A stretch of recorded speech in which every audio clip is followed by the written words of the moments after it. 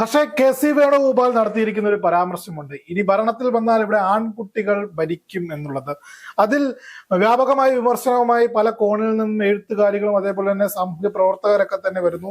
എന്ത് തോന്നുന്നു? അദ്ദേഹം നടത്തിയത് ഒരു പൊളിറ്റിക്കലി ഇൻകറക്റ്റ് ആയിട്ടുള്ള സ്റ്റേറ്റ്മെന്റ് ആണോ? കെ.സി. വേണുഗോപാലിന്റെ പരാമർശം എന്ന് പറയുന്നത് ആൺകുട്ടികൾ അധികാരത്തിൽ വന്നു കഴിഞ്ഞാൽ ആൺകുട്ടികൾ ഭരിക്കുമെന്നാണ്. അദ്ദേഹം ഉദ്ദേശിച്ചതിന് ചുണക്കുട്ടികൾ എന്നാണോ എന്നറിയില്ല. പക്ഷെ എന്ത് തന്നെയാണെങ്കിലും തന്റെ വായിൽ നിന്ന് വീഴുന്ന വാക്കുകൾ അത് മാധ്യമത്തിന്റെ മുൻപിലാകുമ്പോൾ പ്രത്യേകിച്ചും ശ്രദ്ധിക്കണമെന്നുള്ളത് കോൺഗ്രസ് തന്നെ പലതവണ ആവർത്തിച്ച് പറഞ്ഞിട്ടുള്ള കാര്യമാണ്. കഴിഞ്ഞ ദിവസങ്ങളിലായി CPM-ന്റെ ഭാഗത്തു നിന്ന് അല്ലെങ്കിൽ പിണറായി വിജയന്റെ ഭാഗത്തു നിന്നൊക്കെ വരുന്ന തെറ്റുകുറ്റങ്ങൾ അല്ലെങ്കിൽ വായിൽ നിന്ന് വീഴുന്ന വാക്കുകളെല്ലാം തന്നെ പിടിച്ചെടുത്ത് വലിയ മാധ്യമങ്ങളിൽ വലിയ രീതിയിൽ വാർത്തകളാക്കി മാറ്റിയിരുന്ന ഒരു സർക്കാരാണ് ഈ പറയുന്ന പ്രതിപക്ഷം. ആ ഒരു സമയത്താണ് ഇത്തരത്തിലൊരു പരാമർശവുമായി കെ.സി. വേണുഗോപാൽ രംഗത്ത് വരുന്നത്.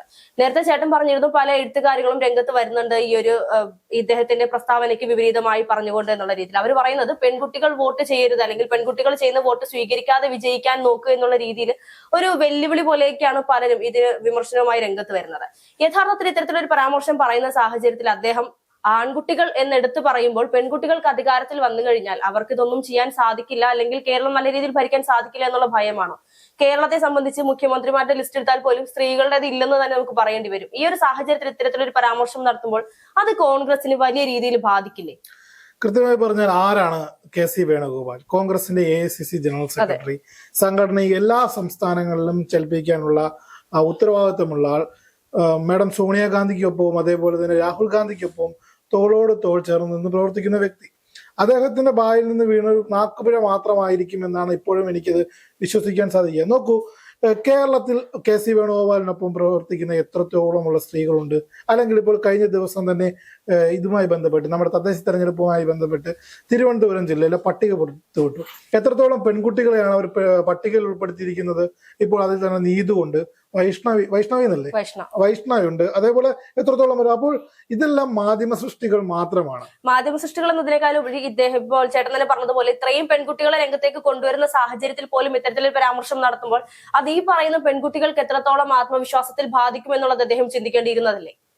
ഇത്രയും വലിയൊരു സ്ഥാനത്തിരിക്കുമ്പോൾ AICC ജനറൽ സെക്രട്ടറി എന്ന് പറയുമ്പോൾ വായിൽ നിന്ന് വീഴുന്ന വാക്കുകൾ അത്രത്തോളം ശ്രദ്ധിച്ചില്ലെങ്കിൽ അത് പാർട്ടിക്കുള്ളിൽ തന്നെ അവരുടെ ആത്മവിശ്വാസം തകർക്കുന്ന രീതിയിലേക്കല്ലേ പോകുന്നത്? പാർട്ടിക്കുള്ളിൽ ഏത് തരത്തിലുള്ള ആത്മവിശ്വാസം തകരുമെന്നാണ് ഹർഷ ഉദ്ദേശിക്കുന്നത്? വരുന്ന തെരഞ്ഞെടുപ്പിനെ നേരിടുന്നതിനായിട്ട് മിഷൻ 2025 എന്ന രീതിയിൽ അവർ നേരത്തെ പദ്ധതികൾ ആസൂത്രണം ചെയ്ത് മുന്നോട്ട് പോകുന്നു.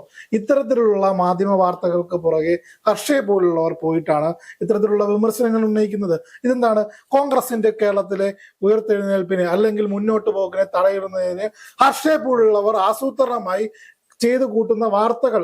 ഇത്ര ഹർഷപോലുള്ളവരാണ് ഈ വാർത്തകൾക്ക് പിന്നിലെന്ന് കൃത്യമായി ആർക്കാണ് അറിയാത്തത്? മാധ്യമങ്ങൾ സൃഷ്ടിക്കുന്ന വാർത്തകളല്ലായിരുന്നു ഇത്. അദ്ദേഹത്തിന്റെ വായിൽ നിന്ന് തന്നെ വീണവാക്കി. ഇപ്പൊ മാധ്യമങ്ങൾ ചുമ്മാ എഴുതി പിടിക്കുന്ന ഒരു വാർത്തയാണെങ്കിൽ നമ്മളിപ്പോൾ ചേട്ടൻ പറഞ്ഞതിനോട് ഞാൻ യോജിക്കുന്നു. മാധ്യമങ്ങൾ വരുത്തി തീർക്കുന്നത്. ഇതിനു മുൻപുള്ള പല വാർത്തകളിലും ഇത്തരത്തിൽ കോൺഗ്രസിനുള്ളിൽ തന്നെ പല പഠനപ്പിണക്കങ്ങളുണ്ട്, അല്ലെങ്കിൽ കോൺഗ്രസിനകത്ത് ആര് നേതാവാകുമെന്നുള്ള പ്രശ്നങ്ങളുണ്ട്. ഇത്തരത്തിലുള്ള വാർത്തകൾ വന്ന സമയത്ത് നമ്മളെപ്പോഴും കോൺഗ്രസിനെ സപ്പോർട്ട് ചെയ്തുകൊണ്ട് തന്നെയാണ് സംസാരിച്ചിട്ടുള്ളത്. കാരണം ഈ ഒരു പാർട്ടിക്കുള്ളിൽ അത്തരത്തിലുള്ള യാതൊരു രീതിയിലുള്ള പ്രശ്നങ്ങളും ഇല്ല എന്നുള്ള രീതിയിലൊക്കെ ഈ നേതാക്കന്മാരാണെങ്കിലും പല മാധ്യമങ്ങളും ഇപ്പൊ നമ്മൾ ഉൾപ്പെടെയുള്ള മാധ്യമങ്ങൾ പുറത്തു പറഞ്ഞിട്ടുണ്ട്.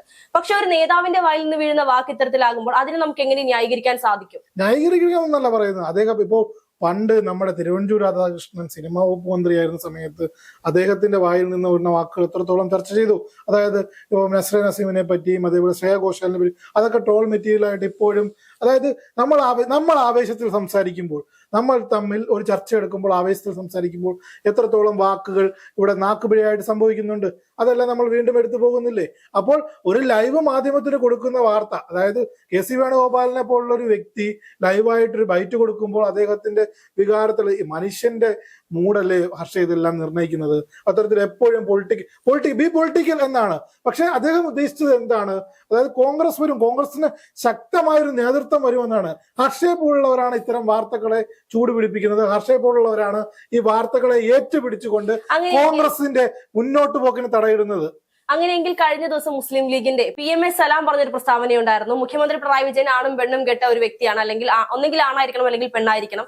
ഇത് രണ്ടിനും ഇടയിലുള്ളത് കൊണ്ടാണ് PM ശ്രീ പദ്ധതിയിൽ രണ്ട് നിലപാടിൽ നിന്നുകൊണ്ട് ഒപ്പുവെച്ചത് എന്നുള്ള രീതിയിൽ അദ്ദേഹം പറഞ്ഞിരുന്നു. അങ്ങനെയെങ്കിൽ കഴിഞ്ഞ ദിവസം മുസ്ലിം ലീഗിന്റെ നേതാവായിട്ടുള്ള PMS സലാം പറഞ്ഞൊരു പ്രസ്താവനയുണ്ടായിരുന്നു മുഖ്യമന്ത്രി പിണറായി വിജയനെ കുറിച്ച്. അദ്ദേഹം ആണും പെണ്ണും കെട്ട ഒരു വ്യക്തിയാണ് എന്നുള്ള രീതിയിൽ PM ശ്രീ പദ്ധതിയിൽ ഒപ്പുവെച്ചതുമായി ബന്ധപ്പെട്ട് ഈ ഒരു പരാമർശം നടത്തിയ സമയത്ത് മുസ്ലിം ലീഗ് പറഞ്ഞത് ഇത് മുസ്ലിം ലീഗിന്റെ ഒരു നിലപാടല്ല, അല്ലെങ്കിൽ ഇത്തരത്തിലൊരു പരാമർശം ഒരിക്കലും സംഭവിക്കാൻ പാടില്ല ആയിരുന്നു എന്ന് പറഞ്ഞിരുന്നു.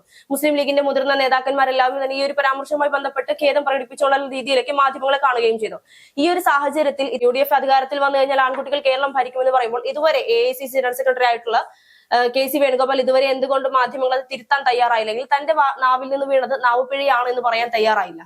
കൃത്യമായി നോക്കൂ, അതായത് കഴിഞ്ഞ കുറച്ച് നാളുകളായി കോൺഗ്രസിന്റെ മുന്നോട്ട് പോക്ക് തടയാനാണ് ഇവിടുത്തെ ഒരു പ്രത്യേകതരം മാധ്യമ വിഭാഗങ്ങൾ തയ്യാറെടുക്കുന്നുണ്ട്. ഇപ്പം KC വേണുഗോപാലിന്റെ നാക്കിൽ നിന്ന് വീണ നാവുപിഴയൊന്നും ഞാൻ ന്യായീകരിക്കുന്നില്ല, അല്ലെങ്കിൽ നമ്മുടെ സമൂഹം ന്യായീകരിക്കുന്നില്ല. എല്ലാ പൊളിറ്റിക്കൽ ലീഡേഴ്സും അവരുടേതായ, അതായത് പ്രസ്താവനകൾ നടത്തുമ്പോൾ, പ്രസംഗങ്ങൾ നടത്തുമ്പോൾ അത് വാക്കുകൾ അളന്നു തൂക്കി സംസാരിക്കണമെന്ന് തന്നെയാണ് പറയാനുള്ളത്. വി പൊളിറ്റിക്കൽ, നമ്മളെല്ലാം താമസിക്കുന്നത് 21ാം നൂറ്റാണ്ടാണ്. അതായത് ഇപ്പോൾ മുസ്ലിം ലീഗിന്റെ PMA സ്ലാബ് അത് പറഞ്ഞതുകൊണ്ട് അതുമായി ഇത് കമ്പയർ ചെയ്ത്, അല്ലെങ്കിൽ ഇപ്പോ ഹർഷ ഒരു കാര്യം പറയുന്നു, ഹർഷയെ പോലെ തന്നെ ഞാൻ ആവർത്തിച്ചാൽ ഞാനും ഹർഷയും തമ്മിലുള്ള വ്യത്യാസം എന്താണ്? അത് തന്നെയാണ്. അപ്പോൾ അത്തരത്തിലുള്ള പരാമർശങ്ങളൊക്കെ ഒഴിവാക്കേണ്ടതാണ്. KC വേണുഗോപാലിനെതിരെ ഇതൊരു മാധ്യമ ഗൂഢാലോചന നടക്കുന്നുണ്ടോ എന്ന് കൃത്യമായി ഇതിനെപ്പറ്റി ചിന്തിക്കേണ്ടതുണ്ട്. എന്തൊക്കെ തന്നെയായാലും ഇത്തരത്തിലുള്ള പരാമർശങ്ങൾ ഒഴിവാക്കപ്പെടേണ്ടതാണ്. അദ്ദേഹത്തിന് നാക്കുപിഴ സംഭവിച്ചതാണ് എന്നാണ് ഇപ്പോഴും കരുതാൻ സാധിക്കുന്നത്. അദ്ദേഹത്തെ പോലൊരു സീനിയർ നേതാവിൽ നിന്നും ഇത്തരത്തിലുള്ള പക്വമായിട്ടുള്ള ഇരുത്തം വന്നിട്ടുള്ള ഒരു പൊളിറ്റീഷ്യനാണ് KC വേണുഗോപാൽ എന്ന് പറയുന്നത്. അദ്ദേഹം അതായത് ഒരു മാസ് പരിവേഷം നൽകാനായിട്ട് ശ്രമിക്കുന്നതിന്റെ ഭാഗമായി നടത്തിയൊരു, അതായത് നമ്മൾ ഭരിക്കും, കോൺഗ്രസ് ഭരിക്കും എന്ന് അദ്ദേഹം അത്തരത്തിലുള്ള ഒരു തീവ്രമായ മനസ്സിൽ തട്ടിയുള്ള ഒരു വികാര തള്ളിച്ചയുടെ പുറത്തു വന്നതാണെന്നാണ് ഇപ്പോൾ വരുന്ന റിപ്പോർട്ടുകൾ എല്ലാം തന്നെ പറയുന്നത്. എന്തായാലും KC വേണുഗോപാൽ ഇതിനെപ്പറ്റി ഇതുവരെയും പ്രതികരിച്ചിട്ടില്ല. ഇനി വരുന്ന മണിക്കൂറുകളിൽ, വരുന്ന ദിവസങ്ങളിൽ ഇത് പ്രധാന ആയുധമാക്കാൻ ഇവിടുത്തെ ഇടതുപക്ഷവും BJPയും എല്ലാം തന്നെ ശ്രമിക്കും. അത്തരത്തിൽ സോഷ്യൽ മീഡിയ ഇതിനെ വാനോളം, അല്ലെങ്കിൽ കമന്റ് വിമർശകരും അതേപോലെ തന്നെ എഴുത്തുകാരും എല്ലാം ഇത് എഴുതി ഇതിനെ വലിയൊരു ക്യാൻവാസിലേക്ക് എത്തിക്കും.